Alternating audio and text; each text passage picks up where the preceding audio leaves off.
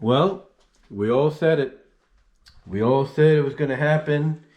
And, well, Tony Khan has to just learn from himself, doesn't he? I mean, when you look at the reaction that this got, pretty much, I mean, I said it best in my video yesterday. That in fact, the title of my video yesterday pretty much says it. They could pretty much kiss, their chances of staying on TBS and TNT goodbye. Like, they'll still remain on the WBD. Don't get me wrong, they'll still remain there.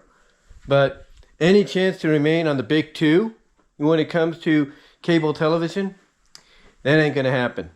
They pretty much, kiss that all goodbye because of their actions. I mean, I think some people on Twitter after tonight's, NJPW Windy City Riot event in Chicago, I think everybody pretty much said it best. That, CM Punk is living rent-free. He's living rent-free in the heads of Tony Khan, Jack Perry, and the Young Bucks. He is living rent-free in their heads.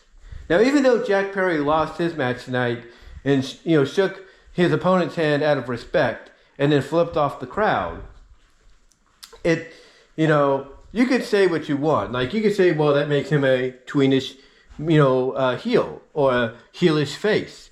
No, he's a straight up heel. It's just that, New Japan is more about, showing the respect between both sides. Like, hey, I may not be, a good guy like you, or someone that, does the right thing, but I do respect what you do in the ring, so you've earned it. That's pretty much what a handshake is. We saw that with Triple H and Sting at WrestleMania 31.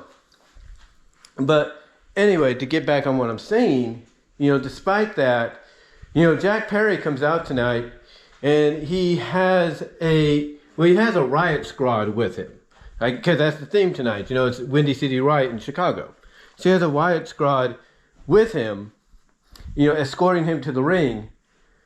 And he's wearing, he has a Chicago flag, a Chicago flag draped over him.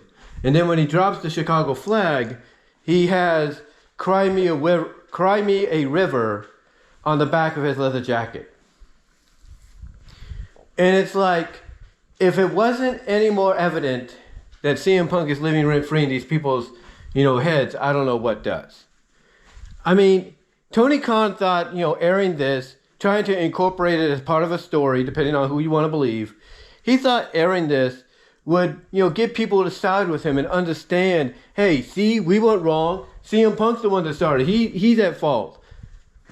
He doesn't get it that even though what CM Punk did by putting his hands on Jack Perry, putting him in a front face lock, if you will, and all that, trying to swing at him and lunge at Tony Khan, here's the thing. Even though what CM Punk did there was wrong, by, letting himself get pushed to that moment, Jack Perry, according to CM Punk, said, what he said, that basically pushed one button too many.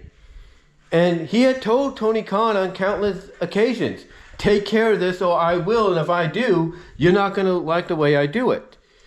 And, well, Tony Khan saw the result. He saw firsthand the result. And now he wants to try to, weave it as if, oh, I wasn't really at fault. Jack Perry wasn't at fault.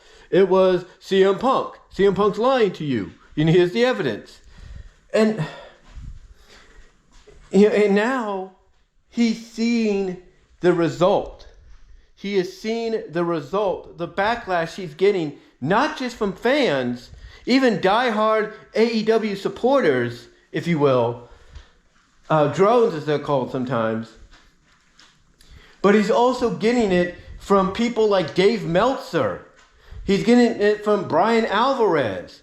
He's getting it from Bill Apter. He's getting it from everyone that talks about wrestling on social media, from YouTube to freaking Facebook to Twitter to Pandora to Spotify, iHeart, you name it. He's getting it from all corners. IGN even has fried his ass for this. Even IGN put out a statement saying, You know, in fact, if I could find it, I will use it as a thumbnail here. You know, IGN basically said, you know, Tony Khan, AEW showed the footage from All In, and no one gave a blank, if you know what I mean. And if that's not a wake-up call for someone like Tony Khan, that, hey, maybe this wasn't a good idea, that maybe you should have just left well enough alone, not let yourself get agitated, if you will, and everything, and just move on to try to help grow your business, make it what it needs to be. You know, people are telling him that, you know, none of this would have happened. He wouldn't be getting this backlash. But now he is. And because of this, and IGN is a very well-known, very popular, you know, New York Stock Exchange publication, you know, site, whatever you want to call it.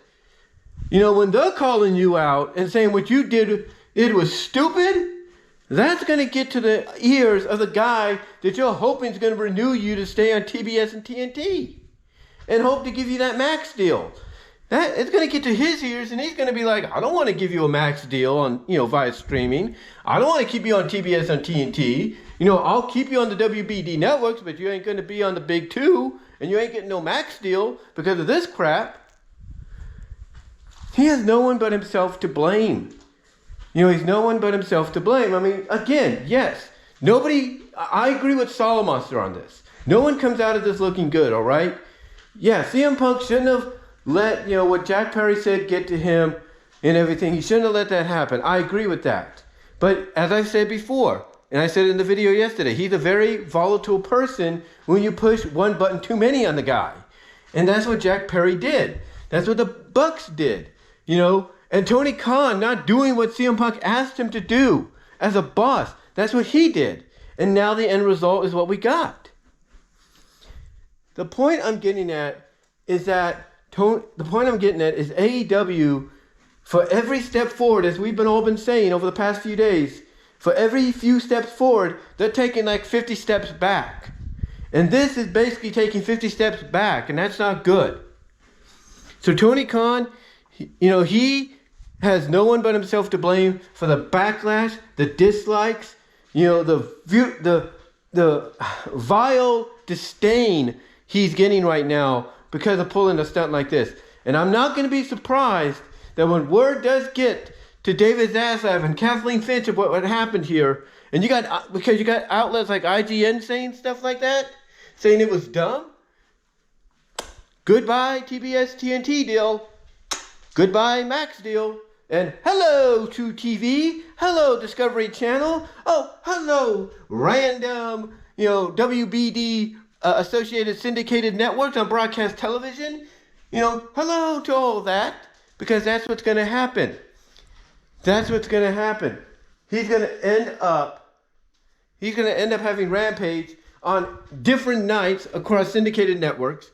He's going to have, you know, Collision on late night Saturdays from now on.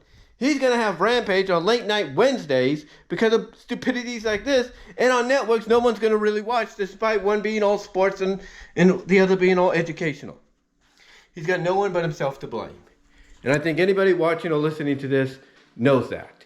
But let me know what your thoughts are, guys. Comment down below, and I am out.